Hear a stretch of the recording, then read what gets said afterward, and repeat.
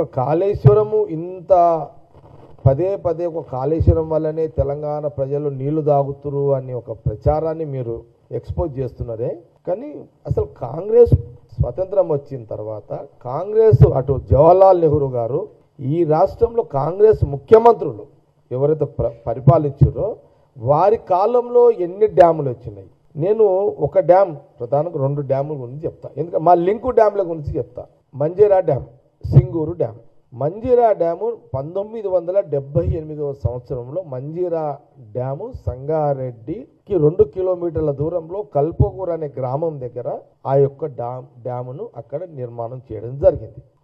ఆ డ్యాము యొక్క మంజీరా నీళ్లు దాన్ని దేని దృష్టిలో పెట్టుకొని చేసిరంటే ఆ రోజు బహుశా చెన్నారెడ్డి గారు సీఎం అనుకుంటా, అంతకుముందు కాంగ్రెస్ సీఎం ఉంటే చెన్నారెడ్డి గారు సీఎం. అయితే అప్పుడు మా జిల్లాలో బాగారెడ్డి గారు పి రామచంద్రారెడ్డి గారు.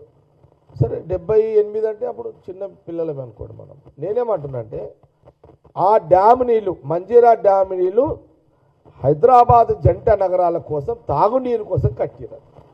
ఫస్ట్ మంజీరా డ్యామ్ సంగారెడ్డి కల్పగూర్ నీళ్లు ఆ డ్యామ్ కట్టింది హైదరాబాద్ జంట నగరాల కోసము కట్టినటువంటి డ్యామ్.